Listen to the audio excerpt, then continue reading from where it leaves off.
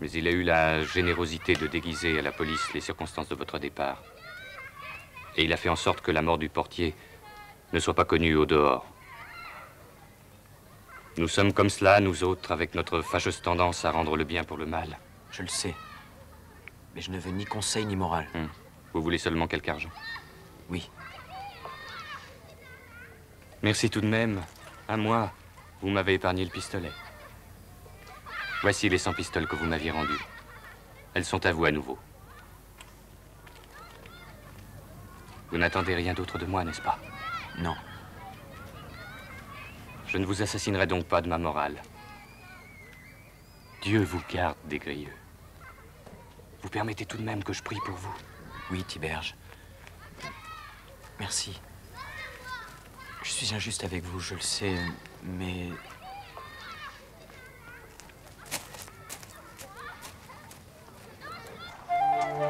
La plus belle, oui. Et où pourrais-je trouver une robe toute faite? Toute faite? Ça n'existe pas.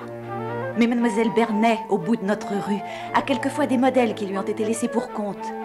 Celle-là est beaucoup plus chère, mais c'est un modèle très travaillé qui avait été fait pour une jeune personne de la noblesse qui... Je prends les deux. Mais il faudrait peut-être que la personne essaye. Je pourrais faire des retouches. Non, je les emporte, cette personne ne peut pas venir. Mais nous pouvons nous déplacer. Non, non, il les faut tout de suite. L'eau de lavande. Le grand flacon.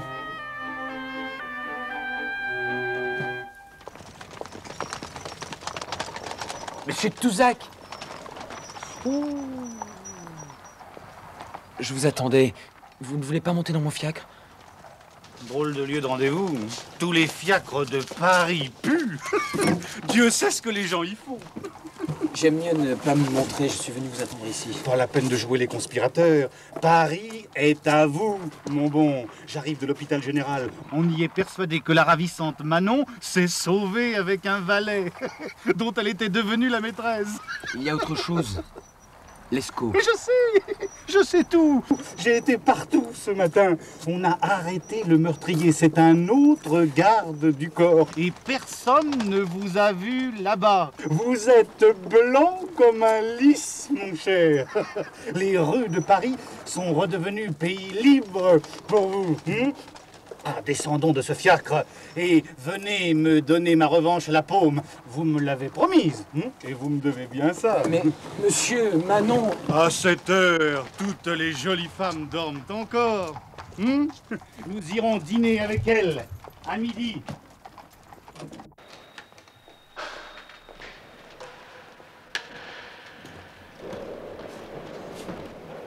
Oh, par exemple, c'est trop drôle. Le ciel nous comble ce matin. Vous savez qui est ce garçon en train de jouer, là-bas, au fond? C'est le fils de Gauthier de Montrond. Le ciel, en effet, s'occupe de nous. Je vais le punir de la lâcheté de son père. Il ne m'échappera pas que nous n'ayons mesuré nos lames. Et là, il est de mes amis, monsieur. C'est un garçon très aimable et qui n'estime pas plus son père que vous. Je veux au contraire vous le faire connaître et que vous deveniez amis. C'est impossible, monsieur. Je sais ce que je fais. Il va tomber dans vos bras quand il apprendra votre nom. Je vous invite à souper ensemble à votre auberge. Il doit des excuses à l'adorable Manon d'avoir un père aussi mal élevé. Mais monsieur, malgré toute la reconnaissance que je vous dois, n'y a-t-il pas quelque légèreté à révéler notre asile au fils de notre ennemi? Qui nous garantit? Son honneur, monsieur. Il est gentilhomme. Et le mien, puisque c'est moi qui vous le présente. Oh, allons, monsieur, je vous en prie. Un gentilhomme paie ses dettes. Vous allez vous battre avec lui, mais à la paume. Ça sera de piquant. Je vous dois de vous satisfaire, monsieur, après tout ce que vous avez fait pour moi. Mais il me semble... Veux-tu te battre? Tu n'es pas de taille avec moi, Touzac. Tu le sais bien, je te rends 5 balles. Je te propose un garçon qui m'a pilé hier et qui brûle d'en découdre avec toi. Son nom ne t'est pas inconnu. En tout cas, il n'est pas inconnu de ton illustre père, qui l'a fait mettre à Saint-Lazare parce qu'il voulait lui souffler sa petite amie, le chevalier Desgrieux. Le chevalier des Grieux? Ah, monsieur, permettez que je vous embrasse. Les ennemis de mon père sont mes amis. Adieu que c'est drôle. C'est du Molière. Jamais je ne me suis autant amusé. Le souper fut charmant. Gauthier de mon fils était un jeune homme aimable, plein de drôlerie et de vie, avec seulement cette nuance d'infatuation que donne toujours la grande fortune. Il nous raconta 1000 aventures amusantes, où il avait toujours le beau rôle, et dont ses folies d'homme riche faisaient autant de contes des 1001 nuits. Son regard se posait parfois sur Manon, entre deux éclats de rire, mais je ne me souviens de tout cela que plus tard. Je ne vous ai encore rien dit de la conduite de mon père, mais je tiens à vous présenter à tous les deux mes excuses les plus soumises. Je les abrège pour ne pas faire revivre un souvenir qui me cause trop de honte, mais je veux que vous sachiez cependant combien je suis navré d'être le fils de ce vieillard haineux. Je dis plus malheureusement rien, les pères font quelquefois enfermer les fils pour inconduite, mais les fils n'ont pas encore pu obtenir de l'aide de cachet dans ce sens. Vous dirais-je que parfois j'en arrive à souhaiter que l'honneur de ma mère n'ait pas été trop rigoureux et qu'elle ait eu quelques passades heureuses quelques mois avant ma naissance. Mais pas avec son cocher tout de même. Bah, vous savez ce que disait le maréchal de Luxembourg, qui était un vilain petit bossu passant devant une haie de superbes laquais. Voilà comment nous les faisons. Et il ajoutait montrant sa bosse, et voilà comment ils nous font. La vie heureuse et facile reprit, et Manon oublia ses peines et ses bonnes résolutions. Grâce au 100 pistoles de Tiberge, je recommençai à jouer avec bonheur, en aidant discrètement la chance, dans des cercles moins compromettants pour moi que l'hôtel de Transylvanie, où l'on aurait pu me reconnaître. Je louai un carrosse, une jolie maison. Nous eûmes de nouveaux domestiques. Et Manon, qui s'était liée avec quelques jeunes personnes, reprit le goût du bonheur et de la vie facile pour laquelle elle était faite. Elles allaient en groupe prendre l'air au bois de Boulogne, tout proche, y jouer, y déjeuner sur l'herbe. Et le soir, à mon retour de Paris, où le jeu me retenait tout le jour, je retrouvais Manon, plus contente et plus passionnée que jamais. J'étais si confiant et me croyais si heureux que la jalousie s'était envolée de mon cœur, malgré le regard des hommes que je sentais toujours posé sur Manon.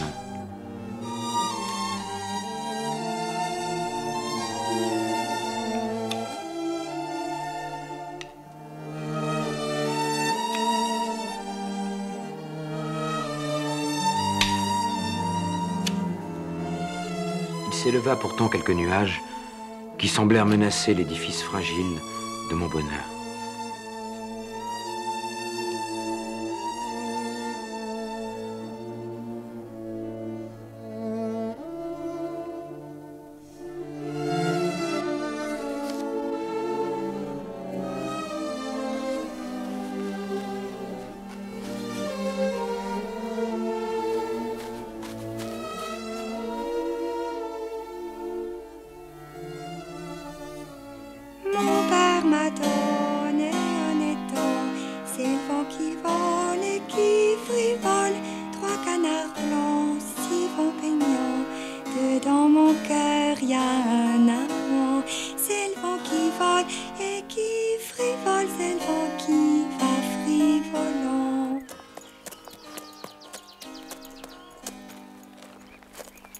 Monsieur, j'aurais voulu dire quelque chose à monsieur.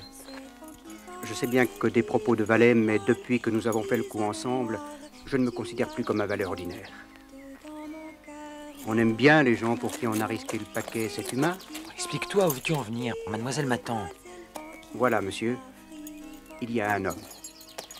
Ô fils du roi, tu es méchant, c'est le vent qui vole et qui frivole, t'avoir tué, mon canard blanc, dedans mon cœur y a un amant.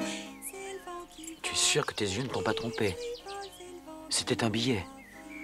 Malheureusement, je vois clair, mais je trouve ça tellement triste que je préférerais avoir la berlue.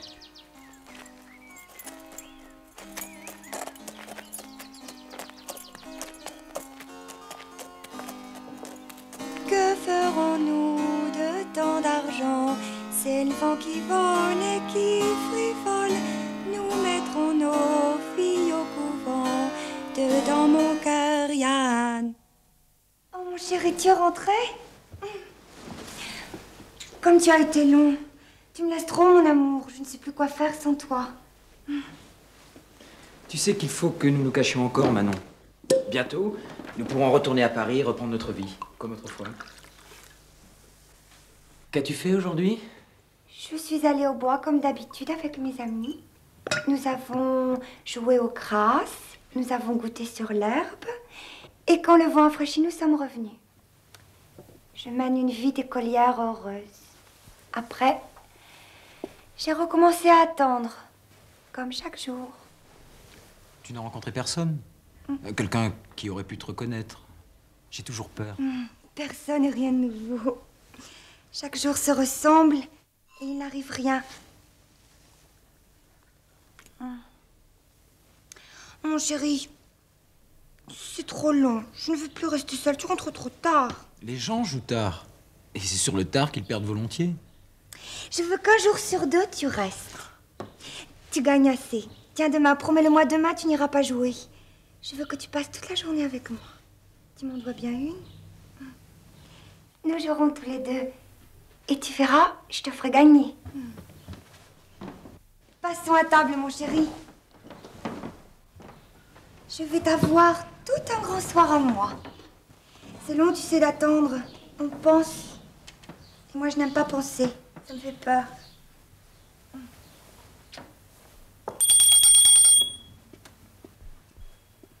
Étrange fille, me disais-je. Pourquoi me joue-t-elle cette comédie le soir même où elle a donné une lettre à cet homme? L'aventure de notre première séparation me revint soudain à l'esprit. Elle avait été aussi tendre ce soir-là, et elle savait que les laquais de mon père étaient déjà dans l'escalier. Mais cette fois-là, elle était triste.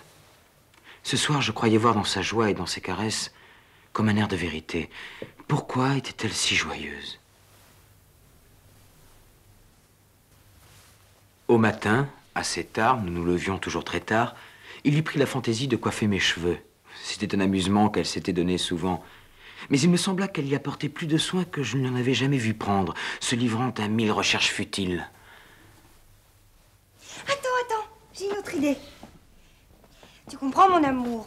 Ce n'est pas parce que tu restes toute la journée avec moi qu'il faut que tu te négliges. Maintenant, je commence à avoir faim. C'est pourquoi aujourd'hui, je veux que tu sois très beau. Moreau et de Touzac vont arriver pour le dîner. Un dernier essai, monsieur. Et je vous rends votre liberté. Écoute. C'est absurde. Non, ce n'est pas eux.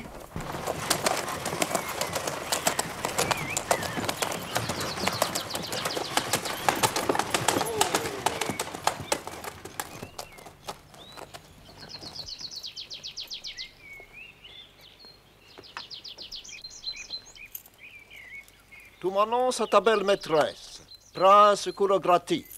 Mais monsieur, je n'ai pas d'ordre. Elle m'attend, Marot. Va! Monsieur, c'est un monsieur, le prince Kouroglati. Il dit que mademoiselle l'attend. Qui donc? Quel prince? Fais-le entrer. Ici? Non, dans l'antichambre à côté. Cher amant, toi que j'adore, je ne te demande qu'un moment de complaisance, un moment, un seul moment. Je t'en aimerai 1000 fois plus et je t'en saurai gré toute ma vie. Mais Manon, mais tu es folle! Voilà, monsieur, regardez-vous bien et rendez-moi cette justice. Vous me demandez de l'amour, mais voici l'homme que j'aime et que je jurerai d'aimer toute ma vie.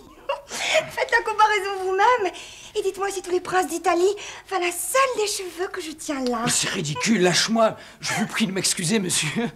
Mademoiselle est un peu folle. Mais d'abord, qu'est-ce que vous faites ici, monsieur? Signora, j'ouvre enfin les yeux et je me trouve un peu moins novice que je le pensais. Monsieur, je vous prie d'être poli, car je pourrais vous demander raison. Les puttani francesi non sono meglio che les puttani d'Italia. Je comprends l'italien, monsieur, je ne vous permets pas. Monsieur, quelle est votre adresse à Paris? Nous nous retrouverons. Quelle est votre adresse en Italie? Mais pourquoi tu fais ça, Manon? Pour te montrer que je t'adore, mon chéri, et que je n'aimerai jamais que toi. Signora, que je vais vous dire que vous avez les plus belles yeux du monde. Vraiment, monsieur? Les mains les plus fines et les plus caressantes. Vraiment, monsieur? Si. Et que c'est est indigne que la plus perfectionnée personne du monde, elle se promène de una carrossa de louanges. Que je suis el principe Colograti, de la plus vieille noblesse di Roma. Que mon nom, il est aussi vieux que les pierres de la ville, et que je suis un des hommes les plus riches de la péninsule. Oh. Vraiment, monsieur? Véritablement. Et que toutes mes richesses, mademoiselle, elles sont faites pour servir d'écran à la plus pure des beautés. Alors moi, je lui ai pris mon petit chevalier par les cheveux et je lui ai dit, en lui tendant mon miroir, « Voyez, monsieur, je vous fais juge. Vous me demandez de l'amour. Voici l'homme que j'aime et que j'ai juré d'aimer toute ma vie. » Et toutes les richesses des princes d'Italie ne valent pas un seul des cheveux que je tiens là. Et moi, tenu par les cheveux comme un petit chinois en laisse, qui lui criait « Monsieur, je ne vous permets pas !» Quelle est votre adresse à Paris? Quelle est votre adresse en Italie? Ah, que c'est drôle!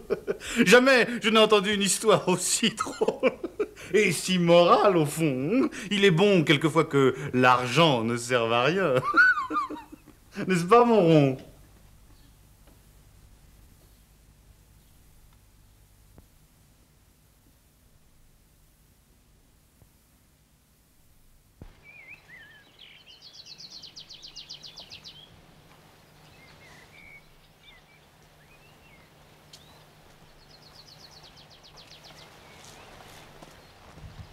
J'ai préféré vous parler seul. Je suis du dernier embarras depuis que je vous ai vu. Et la visite que je vous fais en est la suite. Gauthier de Montrond aime votre maîtresse. Il m'en a fait la confidence. Il est décidé à tout faire pour la séduire. Et vous savez de quels moyens il dispose pour y arriver.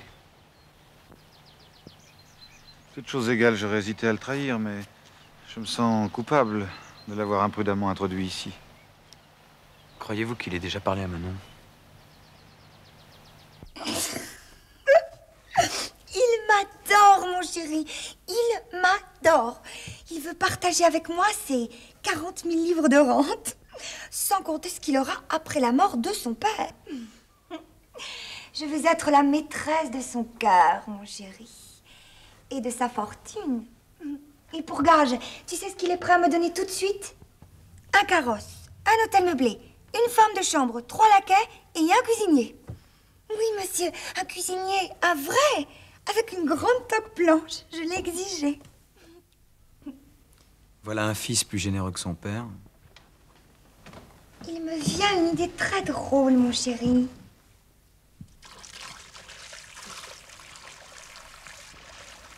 Gauthier de Montrond est le fils de notre plus cruel ennemi.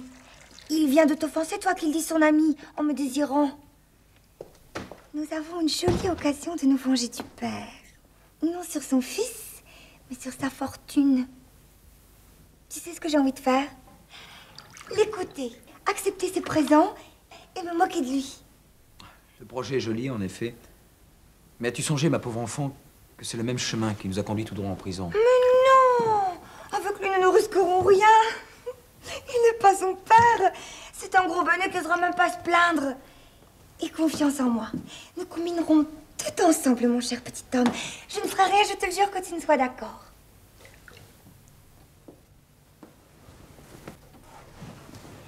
Ce sera amusant de se moquer de ce gros lourdeau qui a trop d'argent. Tu vas encore faire une folie, Manon. Ce n'est jamais une folie de se venger. Puis tu n'y as pas été, toi, à l'hôpital général. Ça s'oublie pas.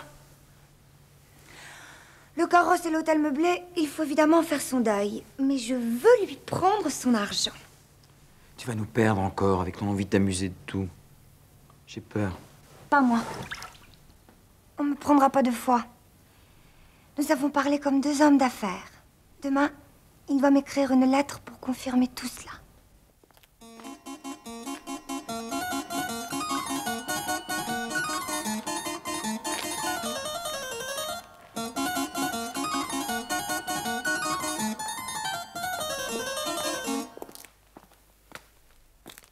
Passons sur la tendresse, il m'adore, on le sait. Ah! Il me promets de me compter les 10 000 francs en prenant possession de l'hôtel. Ceux-là sont à nous. Et je ferai en sorte de réparer les diminutions de cette somme pour que vous l'ayez toujours en argent liquide devant vous. C'est généreux, mais ça, nous ne pourrons pas en profiter. Il ne me demande que 2 jours pour finir les préparatifs de l'hôtel et il me conjure de l'y retrouver après-demain après-midi si je réussis à t'échapper. Crois-tu que je réussirai à t'échapper, mon chéri? Je ne sais pas. Ne fais pas la bête, nous le tenons. Je lui réponds qu'il peut m'attendre avec certitude après-demain après-midi et que je trouverai un moyen de me rendre à Paris.